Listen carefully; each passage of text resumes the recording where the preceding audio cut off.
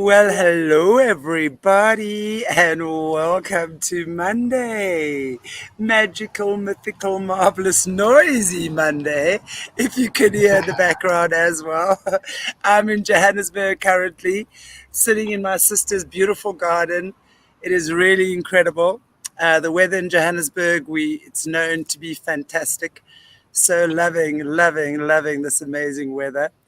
And oh, here's the tree behind me that every morning I've been doing my 108 Surya Namaskar.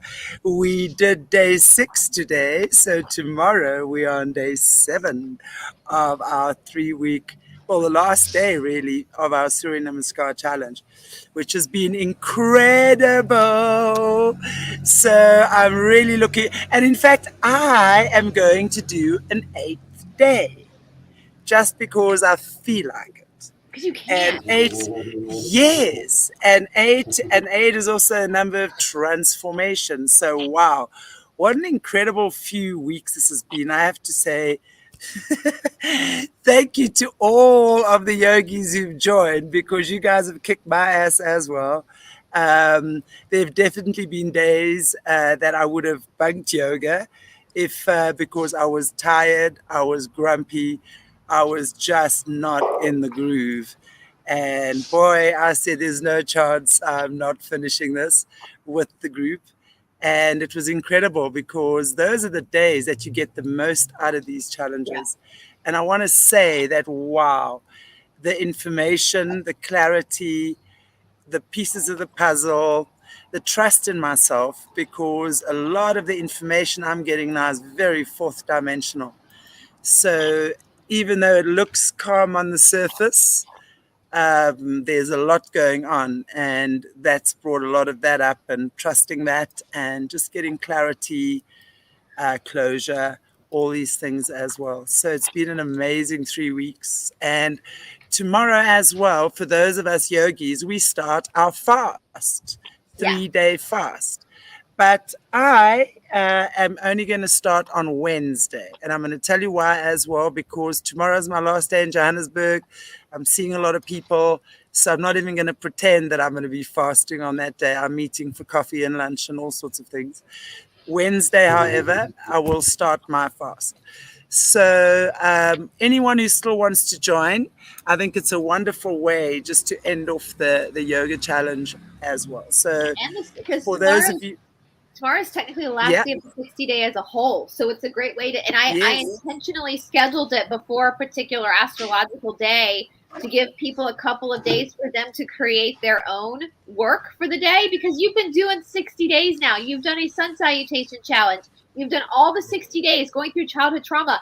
Trust what you learned to be able to now carry forward with your own understanding of the work. So it's yeah, incredible. absolutely. I mean, the 60 days is a long time, so I cannot believe that It is. everybody. I mean, everybody should be very proud Yeah. of themselves. That's a lot of hard work. So Absolutely. And I just love as well that it's my granddaughter's 10th birthday today. So actually, that's why I came here. And she was really got the honor of my 108 today. That's for sure. This little thing has brought so much love into my life. And thank you, Jan. She says, I see you've had a marvelous time. What a beautiful granddaughter. She is. Thank you. Inside and out. She really, really is. So I'm very blessed to be able to have spent the time, her birthday, with her. Obviously, with all this lockdowns and stuff, and especially this platform that we're on, I've been very, very careful, you know. But she's amazing, and I'm very grateful to be here. So home again on Wednesday, and then back to the norm. But in the moment, I'm in Joburg, and it's really, really lovely.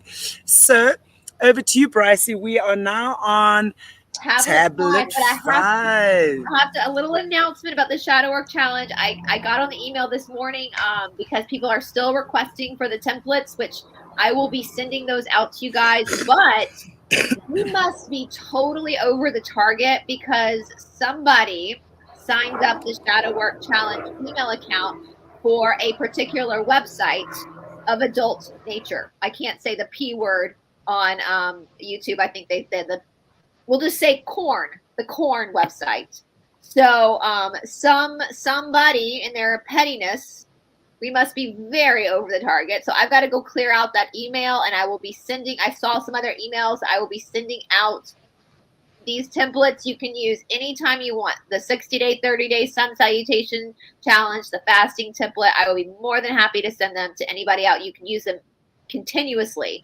But just give me a moment to send those out because I've got to go clean out the email. And I now, this afternoon, have to go to the corn site and unregister.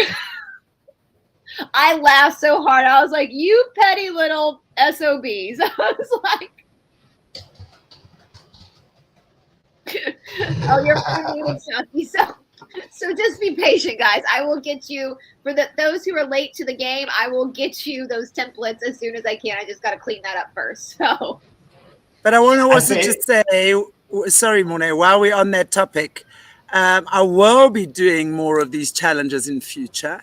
We're going to be looking at either a 9 or a 10-day after this of each as well. So looking with combining a lot of stuff as well. So stay tuned. It's fun. Yeah. So, all right. Cool. Yeah, just for the people that's only hearing this now, if you want the template, you can find the email in the description below and all the information that you need. Just be patient. Yeah. I'm going to get the batches out to people that ask. I just got to clear out all the corn. You know, corn gets stuck in your teeth, so I got to go clear that out of the email. And LOL to the dark player who thought that was a good idea. Listen, I watched some of it that you sent to my email. I do it better. Anyway. I look better. So. Nothing like a girl with confidence. So you think you pissed me off? You didn't. I'm just going to go unsubscribe and clean out the email, and then I'll be sending all you guys out that are – you're never late to the game. You are never late to the game when it comes to working on yourself. So just I'll keep that email up. Just keep emailing back. I will send you all the templates that we have. No worries. Just be patient because I got to deal with that first, and then I'll send them out. So, all right. Should we start with tablet 5? Oh, yeah. Let's do it. What was that, Beatles, the Magical Mystery Tour? I think that's what we're doing with Thoth's Emerald Tablets is the Magical Mystery Tour, because Tablet 5, the Dweller of Unal, according to Doriel, this is the most mystical of the tablets. And it's not as long as Tablet 3, but we might be here for a couple of weeks because there is a lot to discuss and unpack when it comes to Tablet 5. And sometimes I think, as I've been kind of reflecting on the 5 tablets that we've gone through, besides Tablet 3, which Tablet 3 was really like how not to be an asshole, was about your own behavior. But when we look at all the other tablets, it kind of gets into like the story as well. And the story is kind of interwoven with Thoth's own awakening, which again is an example for us to understand within ourselves how the nature, the Shiva, the Shakti, the dance of the body and the soul, the thought, the vibration, how all that weaves together. But I think it's also hard for us because this history that Thoth is providing us is so different to what we've actually been taught in school.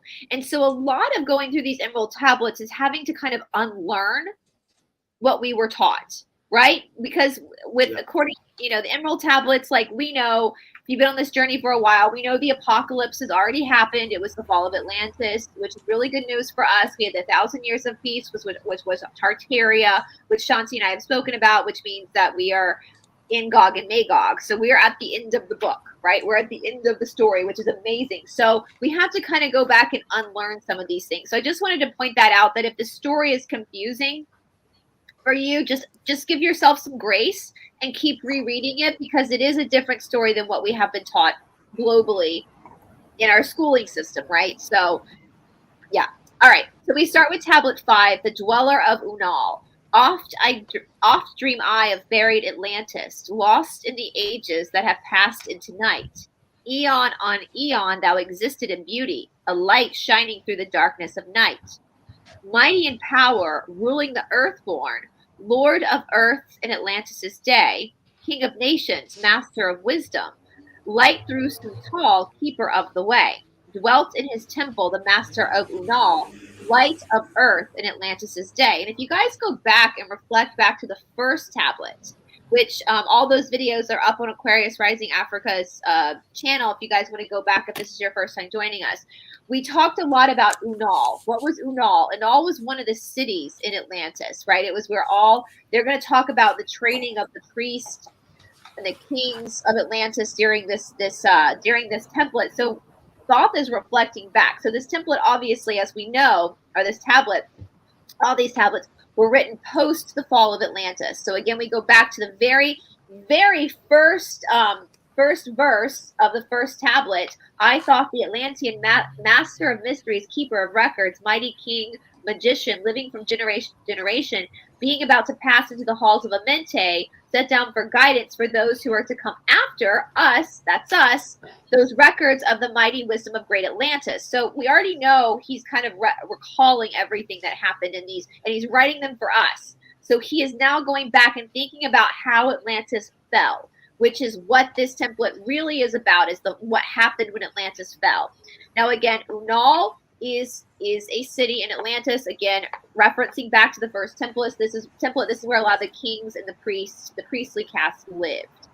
Now he's going to talk about this mighty and power ruling earthbound. We're going to start to talk about a certain entity, a multi-dimensional being that was ruling over Earth during the time of Atlantis. And so who is the god of Earth right now?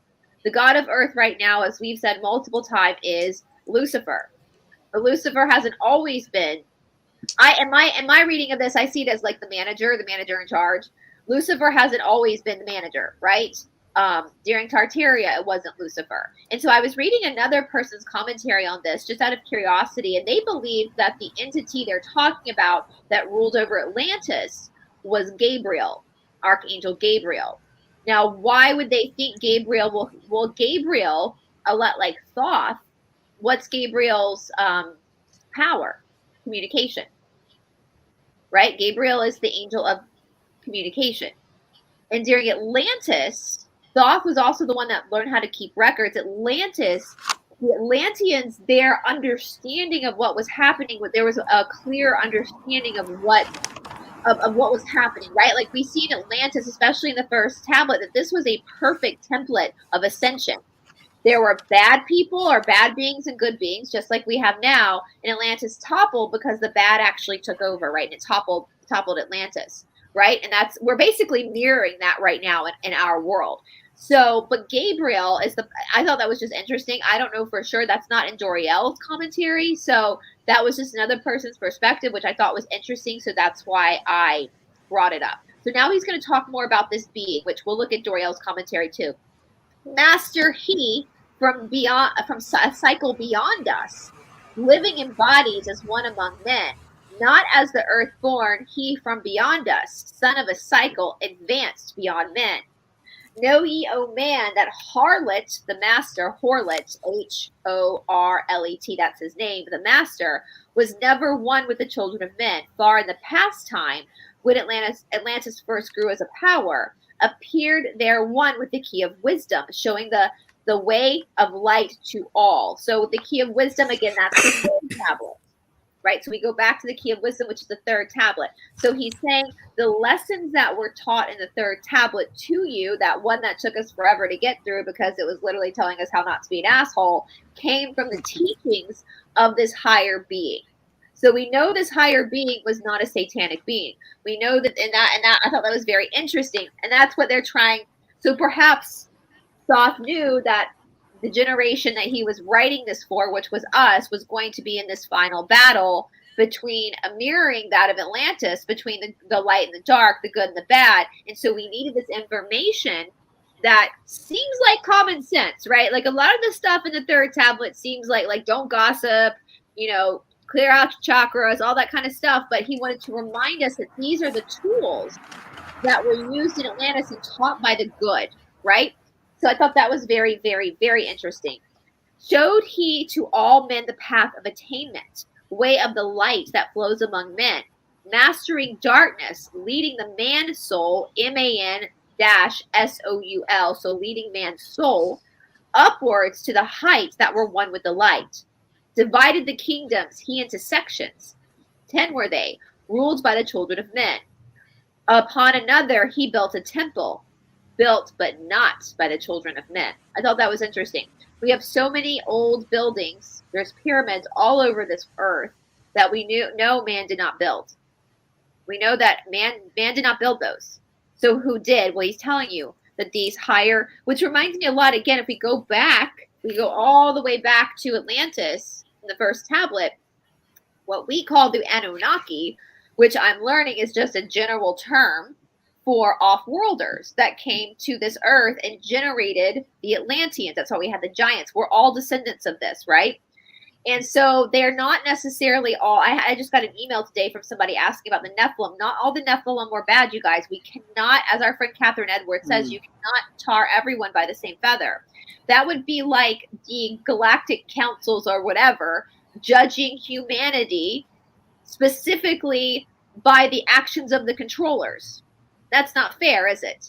So it is not fair for us to say that these Nephilim are all just bad because they're giants. That makes us bigots, to be very frank.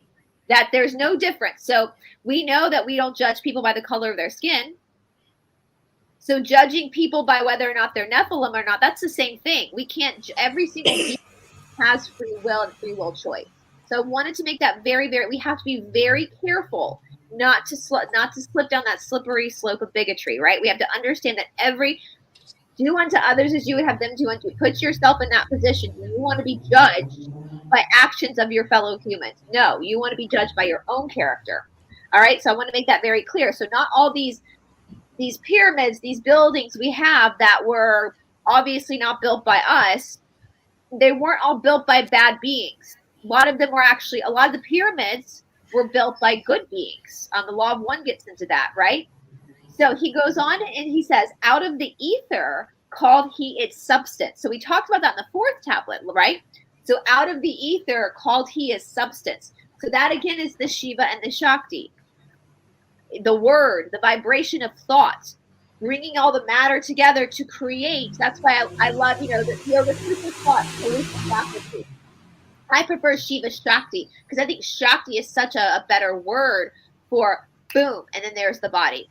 Boom, there's the planet, that thought, and then boom, the Shiva creates that Shakti, that expression of that thought became the nature. So that's what he's saying. Out of the ether, he called its substance. So out of the ether, out of that great beyond, out of the consciousness of the cosmos, there created the Shakti of the planetary world that we learned in the fourth tablet is for us to experience ourselves, which we already knew that as yoga students. That just kind of reiterates what the Yoga Sutras are saying too. We were saying the other day that yogis, the ancient yogis, were the original conspiracy theorists because they were like, you know what? Something's not right about these bodies and this life we're living in. I'm going to go and figure this out. So they were the original conspiracy theorists. They're like, oh wait, I know, we're a soul that created this for the soul to know. I quote Shanti all the time. We came here to learn what we're not. Right? We have to have that dichotomy of Shiva Shakti, that tango of Prakriti Purusha, to understand, to feel separate, to understand we are not separate, right? And so I think that is just so powerful. Out of the ether called he its substance, molded and formed by the power of Utolin. And you're going to see in Doriel's commentary, they don't have a translation for Utolin, but we're going to get into what that might be. Into the form he built with his mind. Mile upon mile, it covered the island. Space upon space, it grew in its might. Black, yet not black, but dark like the space-time. Deep in the heart of the essence of light. Swiftly, the temple grew into being. So instead of saying built into being, he said swiftly the temple grew into being. So that gives you a different perspective of all these leftover pyramids that are everywhere. It kind of grew up through the manifestation of thought, right? Yeah, that's absolutely. That's powerful. Mile upon mile. Okay, let's see. I lost my place here. Swiftly, the temple grew into being, molded and shaped by the word of the dweller, called from the formless into the form. called from the formless into the form. So again, that's the Shiva Shakti. That's the formless is the Purusha, is the consciousness, is the Shiva. The form is thus created, is the Shakti. We also call it in yoga, we call it the watcher and the watchable, the seer and the seeable, right?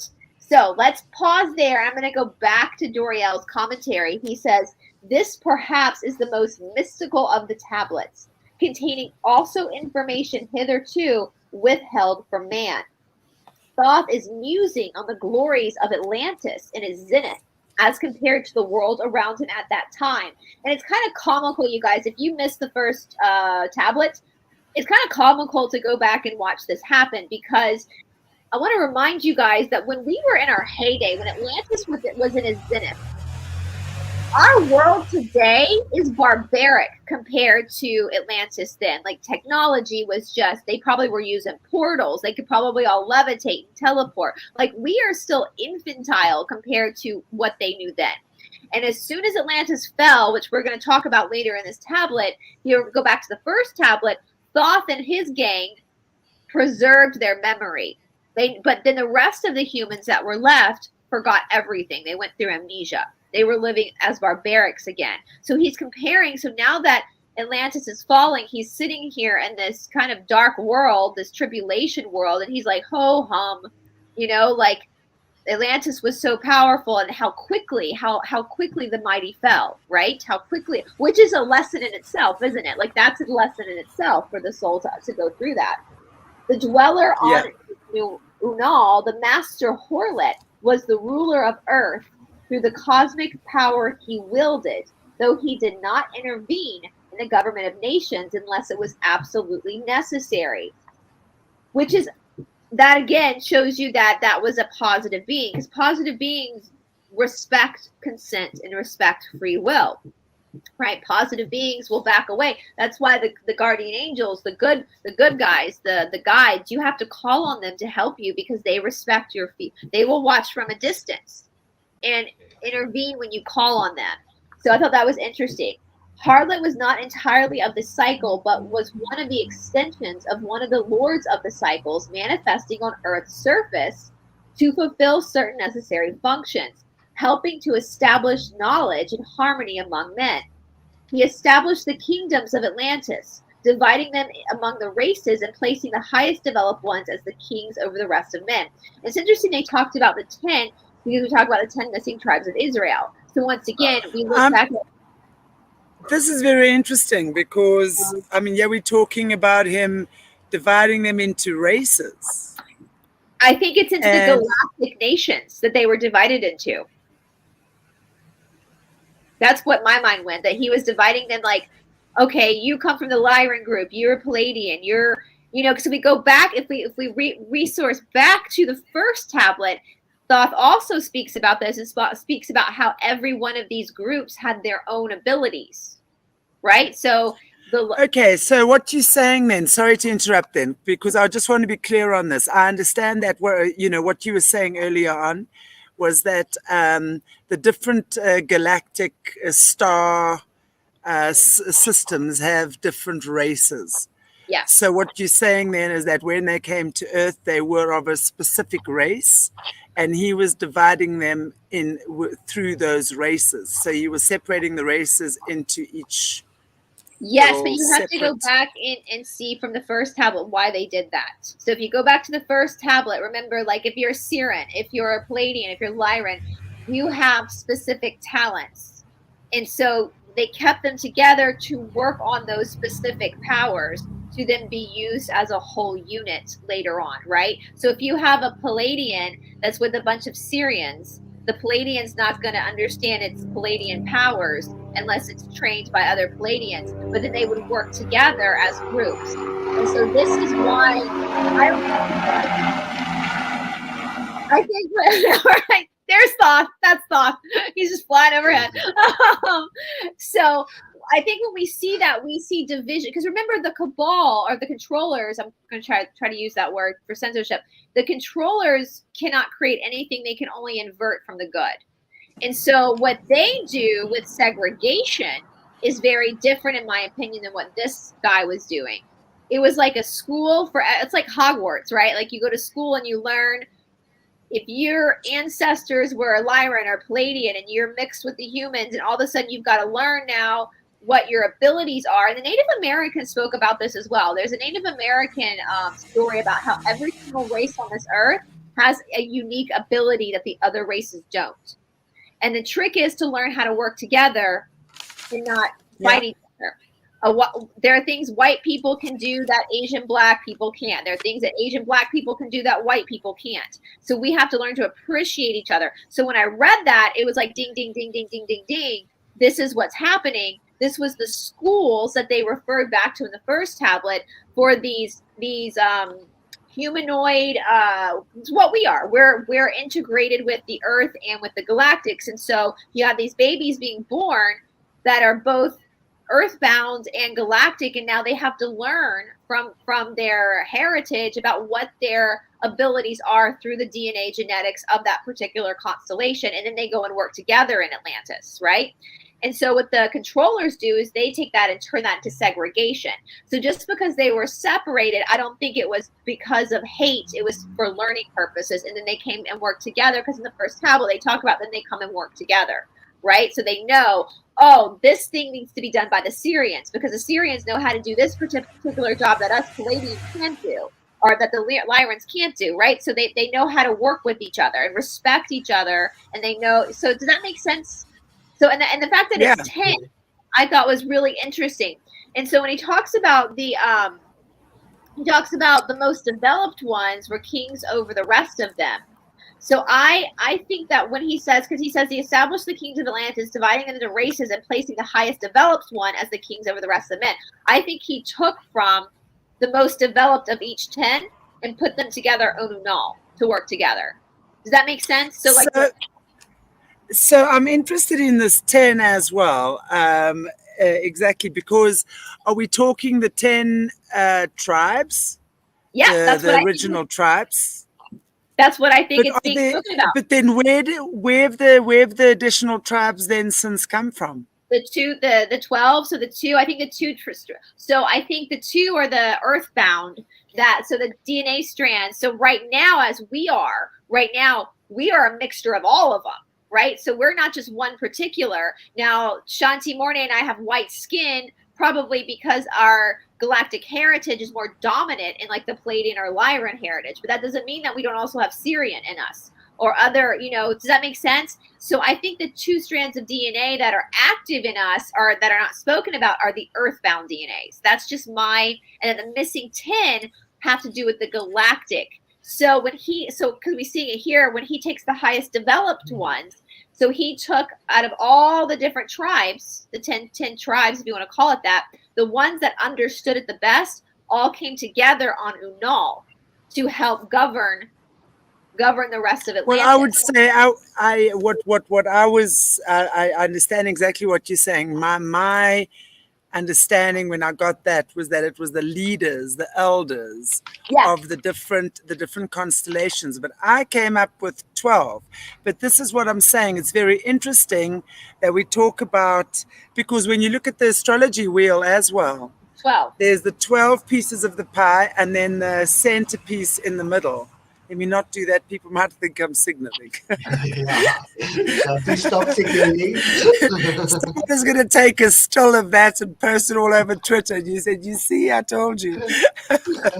Anyway, that's what I'm saying. So, but there's also another reason why I ask this is because when we're looking at I don't know how well known this is, but when we're looking at the soul, let's look at the opposite, okay, of what we're saying here. Like we're talking here, the light and obviously the God-given energies through the different amazing master beings that came and shared with humanity. And of course, there would have then, of course, be the flip side of that, okay? Yeah.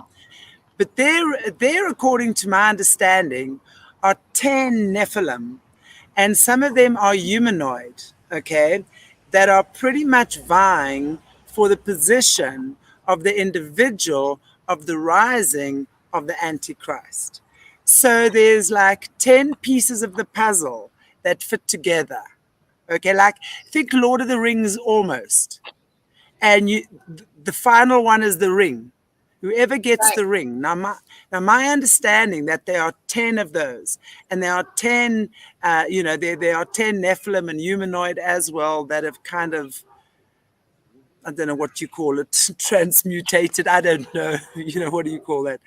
So it's interesting, yeah, that they talk about the 10. So And as well, it goes back to the fact that darkness can't. Where do you think they got the 10 from? From the light. yes, but that's what I'm saying. No, I understand that. I completely get that. But it's like it's very interesting because I'd be interested to see and understand what the polarizations of those are.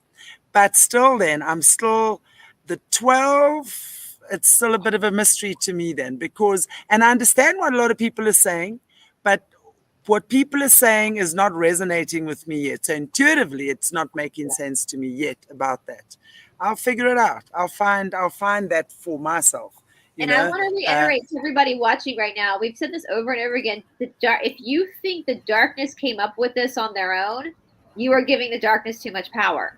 The darkness can't create anything. Only the light can create, right? You look at this in nature with things like photosynthesis. The plant takes in the light to create. When people are like, oh, but a woman's womb is dark. But no, when the sperm hits the egg, it's a flash of light, right? So it's only the light that can create. So everything the darkness is doing is an inversion of the light. That's why I say if we go vigilante and get rid of, which I'm going to be real honest with you guys, there are people in our community that terrify me more than the people who are out there getting the zapper-dee-doo-dahs, because they're so bloodthirsty and they're so angry and they're so hateful. And I want to shake them and be like, if you got rid of every single thing that the darkness inverted, we wouldn't even have a planet left, right? We would have nothing left. And why would it's we good do to that? see, but it's so good to see the polarizations. You see, that's what I'm saying. It's like I would love to understand the polarizations of what you're talking about, and what their polarizations are of the 10. Yeah. Because that's what I'm saying. So it's interesting that of course that has been created, but they would have created the polarizations of that as well. So yeah. that's we're going to talk about it because this was happening. So we're talking about, because at the end of this tablet, we're going to see Atlantis. At the end of the tablet, we're going to see the collapse of Atlantis. So we're building up to the collapse of Atlantis. And if you remember, again, back to tablet 1, there was already friction happening between these the faction of light and the faction of darkness on Atlantis, right? Same thing that's happening right now on Earth, the exact same thing. And we have to remember, and I've said this so many times, and I will say this till I'm blue in the face, the controllers of this world are many, many, many things. Stupid is not one of them. They are very smart. If we and yeah, I mean, just the way that Atlantis went is our biggest clue, and I've been saying this for many decades. Ask anyone who's been working with me for a long time. Okay, as you say, yes, there was that, of course, that friction, as there is now, between the light and the dark, good and evil, whatever you want to call it. Okay, but the one thing the Atlanteans did not do, and I'm talking about the light side as well, all right, was that, well, what they were doing is they were using crystals a lot. And the reason why crystals work so well is because they vibrate on a very similar frequency to human energy. Crystals are Earth's DNA, right? Just like we have DNA. So what a good crystal healer will do is understand crystals, like anything or a tool, they are there to open up. So to like open up the pathways for the energy to flow again. But they are not there to do it for you. You've got to maintain your energy, or do it again until you can maintain your energy. But then you see, and that's what they were doing. They became masters of using these things. And this is what I say about the light side of the system, and this side as well. Nothing external to yourself is going to be lasting or consistent. So what happened in Atlantis? Boom, floods come. Hello, water. Let's look at water. What emotion is water? Emotion. Right. So the one thing that we were not doing then was understanding the power of emotion. So everything about this has all been intellectual. We have to understand things. It's like I always talk about the structure of the orange. It's beautiful on the outside, and until you open it, it might be dry and disgusting. And the sweetness of the juice is what gives it that flavor, and that's the emotions. So you see, we have got to learn how to transmute our pain, because pain is emotion, and our suffering, which is what yoga teaches us. It's really the suffering of the human mind that keeps us in bondage, right? So only through understanding and opening the mind and aligning the IQ with the EQ, heart and head, right? And then we then start living a very different experience, coming from water, flowing water like waterfalls and clear rivers and sparkling ponds. Think about that, as opposed to sludgy, slushy, slimy, gooey. That's the sick part of our emotions, right? So we really have to understand that the way that we are going to rise up, okay, and stand up is by aligning with our emotions, dealing with our feelings, and understanding our emotions are the fuel to your body. So you're either going to put in crappy fuel, and law of correspondence predicts that you're going to attract that which you put out, all right? Or you're going to change that and transmute it into the creative life force. And then we rise, because then we're applying the teachings of Christ. We are not waiting for Jesus to come and save us. We're applying the teachings of Christ and all of that. And through that, we levitate. And I'm not saying necessarily our bodies are going to levitate, but our vibration raises. And then even though we're all going to be on the same planet, none of us are going to Venus or Mars or wherever, but we have different experiences on the same planet at different levels. So crime in South Africa might be rife, but I don't attract it into my life. See what I'm saying? Yeah. So there's that. So, and that's also too what Sean Stone said. And I believe, and this is very much a part. If you want the controllers to go away, you got to heal yourself. Your tentacles of attachment to the low vibrational stuff is what's keeping that around. The macro only mirrors the micro, as Shanti has said many times. It's a mirror. Yeah. For your own self, and so you got to rise above that. And so that's, and I agree too. It's like we love the intel is interesting. And I say that Shanti says all the time, it's the drama of it, right? The intel, the information, that's the drama of it. It should only be a catalyst, though. It should only be a catalyst point for you, because if we go out there, it doesn't matter how many riots we attend. It doesn't matter how many people are arrested and executed. It doesn't matter if we have not fixed ourselves, because we will just attract a whole new system of controllers. If you are one of those that is shouting for everyone to be beheaded and go to Gitmo and public hanging, etc., then I'm afraid that you are contributing to that part. Yeah. Right? There's you know the story of the wolf. You know, we each have a wolf within us, two wolves. There's a good one and a bad one. Which is more powerful? Simple, the one you feed the most. So obviously negativity is what the nasty one, what the werewolf wants. And positivity and light and intuition and all these amazing things is what the unfallen wolf wants, right? There's the fallen wolf. A werewolf is really a fallen wolf. And then there's the wolf. So what are you feeding yourself? Because every time you spew hatred towards another, doesn't mean you're never allowed to get angry or frustrated, but recognize it. Recognize that it's coming from you. You're entitled to your emotions, but take responsibility for them.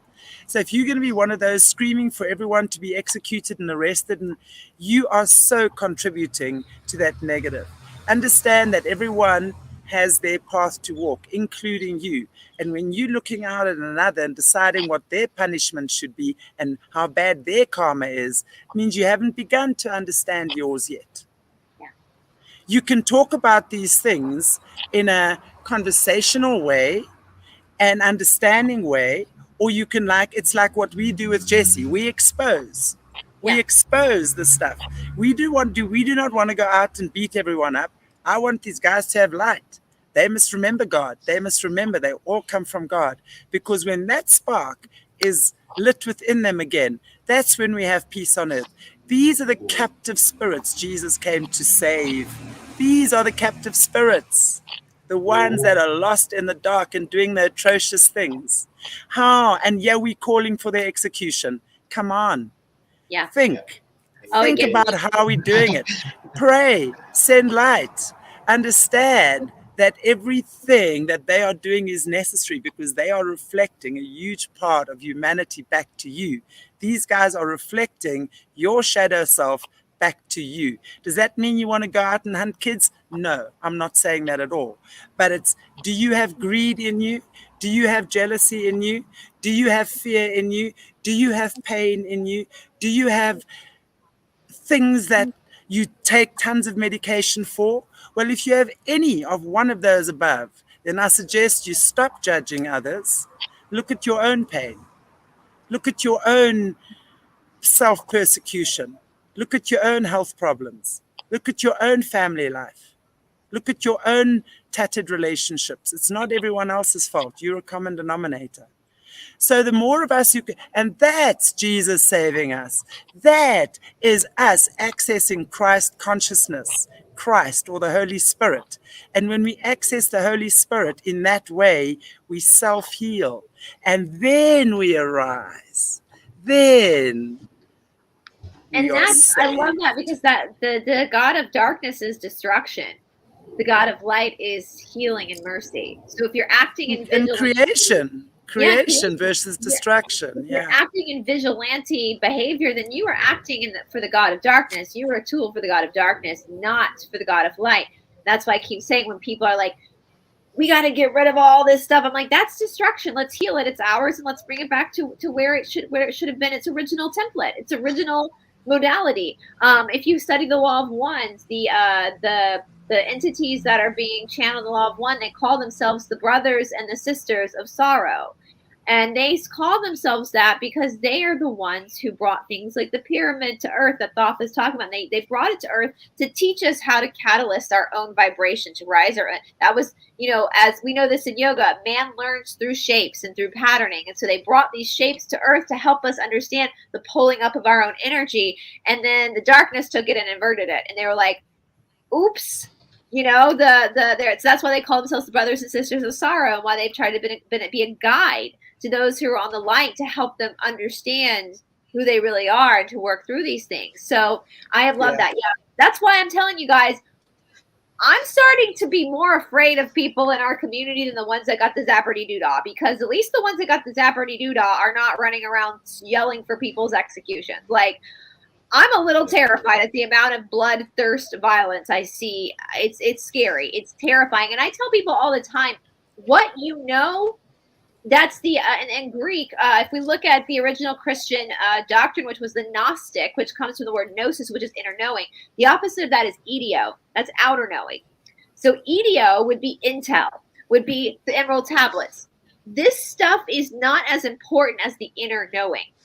So if you have all this intel, if you have all this information, if you know about the bad guys, if you know about their religious rituals, if you know about Tartaria, you know about the Emerald Tablets, but you are not working on yourself, then you're just like the bad guys. They know all that too. You're the amount of information. And rest assured, you have to know what the dodgy ones do. They're always fasting. Yeah. They are always looking after themselves. They know exactly that the body's got to be pure and clear. So they're always doing rituals. They're always doing stuff. They're always calling up whatever it is they're doing. I mean, I definitely don't subscribe to all of that. I just pray and I get my results from prayer, meditation, and trust. So I've long ago learned how not to tap into all sorts of things because it's so exhausting. And actually, I'm so lazy. I'm so lazy. It's like, it takes a lot to be a controller. how many candles? How many nights? How much is it going to cost me? Listen, Are you there? What incense? I don't think I can get it in my shop. I only have one incense shop in my village. I don't really like Northern California. Do we have no? Like, yeah, it takes a lot. But that's the thing too, right? Like that's what I was saying. Like the intel, if you know what's going on, but you're not healing yourself, like you're not awake. That's not the awakening. The intel isn't the awakening, guys. The intel is just the catalyst point. It's just the It's not the intel's not the awakening. You are the awakening. You doing your own work is the awakening. So, and that's and I'm glad we're talking about it because that was the contrast of Atlantis too. You had one side of Atlantis that was doing what we were talking about, working on themselves, understood crystals. These tools were just tools. You know, it's like when you're building a house. Like the point is the house. It's not the hammer. The hammer is just a tool to build the house. But then the other side was also engaging in the polarization of that, and that they ended up building more power, and then that toppled Atlantis. And the law of one says this too, as planets start. And I want to make this clear, you guys, because everyone's like, oh, we're ascending. Yes, we are. But you have to understand, fourth density negative is also an ascension. It's also, on third density, we're in polarization, and then it flips off to negative positive. If there's a fourth density positive, there's also a fourth density negative. People are like, oh, the Schumann resonance. Yeah, the Schumann resonance is showing because Earth is ascending, but it doesn't mean it's positive. It just means it's taking. It's what I usually find is that people that shout and scream about those things are the ones that are doing the least to actually raise the Schumann resonance, right? And I'm sorry if I say that. My computer's about to die. Hold on 1 second. Let me. See, it's like too much information and not enough transformation. Yeah, it's like the ones that are actually doing it behind the scenes, that are creating the change, aren't the ones that are necessarily shouting and screaming about all of that stuff. They might put out very valid information, but it's like just each person, the bottom line is each person has got to do their own work to raise their own frequency. And that's the bottom line. Listen, y'all, no one's coming to save you. And that's your privilege. That is your privilege. That's not bad news. Totally. That's good news. It's good news. Because guess what? The alternative is Bill Gates coming to save you with his zapperty-doodah. So, like, that's good news, right? I don't think that's an alternative. I don't think he's going to go save anyone. His magic wand. His magic wand. with his Mercury wand. Well, he's going to save you from your own people on our side, like someone's going to come save him. I'm like, what? Like Bill Gates? Like that's the polarization is Bill Gates coming around with his zappity-doodah to save you. Like that's what the people on the other side of this, they think this magic is zapper. Thank God. I mean, I love the meme, like not to brag or anything, but I got the same medical background as Bill Gates. Bill Gates and I have the exact same medical degree, and we look at that as ridiculous, but then we sit here on our side and we're doing the exact same thing. We're like, oh, Jesus is coming. It's the exact same thing. So we have to wake up and realize it is your privilege. You are privileged enough to be able to do this yourself. Because the minute you give that power over, the minute you go and you let Bill Gates zapperty-doo-dah you, then you just gave your power to him. Right? Yeah, so if you're waiting for the government to come, I mean, God, Lord have mercy, have we not learned? I mean, listen. I was having this discussion yesterday. I mean, World War II was not that long ago, you guys. And I'm looking at people, I'm like, we are so stupid. Like, humanity is so stupid. Like, have we not learned in the past at least 100 years that the government is not your friend? Like, y'all. Pink Floyd said it best. What was in the album The War? Mother, should I trust the government? Yeah, well, okay. Yeah, we know where that went. Yeah, and I'm looking at half of my friends. I'm like, your grandparents came here to escape a government. Like, what? Yeah. as Sean or as Tamara says, what Santa sleigh did you ride in on? Like, at what point did it just magically flip? Like, no. So if you are waiting for anybody, be it Bill Gates, the government, Santa Claus, a leprechaun, a fairy to come and save you, then you are looking. Elon Musk. Yes, yeah, Elon Musk. Like, you are. Superman. Elon Musk. Hey, give Elon Musk a break. I've still got my eyes on Elon Musk. I'm giving him every chance that's available. Don't you dare say anything about Elon. Whoever's running Elon whoever is running Elon Musk's Twitter account, I have the biggest crush on. Yeah, they're trolling. They're trolling everything. Account is trolling everything. I'm just like, whoever is responsible for that Twitter account, I'm your fangirl. Like, I have the biggest crush on you. I don't know who you are, but comedy is sexy. So. Do you not think it's him himself? Seriously, do you not think it's him himself? I don't think. I mean, maybe if it is him himself. I like the idea that it could be him. Come on. I mean, typically I like a man with a six-pack, but I mean, he's got some nice man boobs. I guess I could fall in love with that. I like a little bit. Where did you see that? You see through his shirt. You can see his. What was Seinfeld where instead of a bra they had the bro for men who needed a bra, who had man boobs. Like, I can see in his t-shirt that he's got, wobbly bits. Like, they wobble. He needs a bra. Like, I got something. He's got a dad bod. Give him a break. He's had 6 kids. He's got a dad bod. Over himself, like. I with a sense of humor like that, I can probably overlook the man if you guys. I mean, typically I like a good 6-pack, but yeah. Anyway, see, this is one thing the darkness can't do. The darkness can't laugh like us. So anyway, all right. Okay. Well, how much time were we nearly up? But do you have a short? A lot left. So do you guys want to pause it there? Because we pause it at the building of Unal and then pick it up next week, because Atlantis is going to fall in this. We're going to see why it fell. The fall of Atlantis. And we're going to learn where Thoth's spaceship is. Yeah. He tells you nice. It's Earth, so. What does Thoth say about Horus? I'd be very interested to know about Thoth saying about Horus. I think Thoth and Horus have a story together where he saved Horus, I believe. There's a story. And remember, guys, Isis, Osiris, Horus, these all were originally good beings of light that the darkness hurted. Horus is a Pleiadian. Horus is originally a Pleiadian.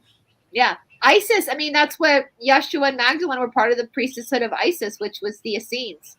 So be careful what you're judging, because the Christ you worship might be living a life that you judge. So listen. Exactly. Speaking of corn with a P, and men with 6-packs, if you read the Magdalene manuscript, she gets real into detail about her and Yeshua's sex life. So I know Song of Songs is normally like more of the Bound Chicka Bow Wow book of the Bible, but Magdalene's manuscript, man, it made me a little uncomfortable. I was like, too much.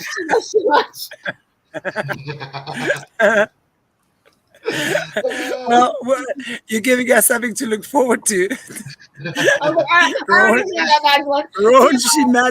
Magdalene. Yeah. No wonder they had 5 kids. They were busy a lot. So. There's no television. We 6. They had them to entertain each other. So yeah, they wanted to have a lot of kids who were really busy. Exactly. How fun. Okay, everybody. Thank you for joining us again on this wonderful, magical, marvelous, mystery, mythical, beautiful, sunny, and you can see the sun's in my eyes now, Monday. And with our beautiful BRICE on tablet 5 of the tablet 5 of the Emerald tablets. Really enjoying this. So we will see you. We won't see you on Wednesday for the Sophia Code. We will see you on Friday. Friday at 4 p.m. for me. And what time for you? I think that's same time 11. I as think we that's 11 started o'clock. today. Oh, so we started at 4 o'clock your time today? Yes. That would be Yes. 10 o'clock my time. So 10 a.m. So Eastern time. 10 o'clock Bryce time, 4 p.m. Shanti time. You already know what that is. Thank you, everybody. God bless you all. Like, share, subscribe, and we'll see you in a few days again. Cheers. Cheers.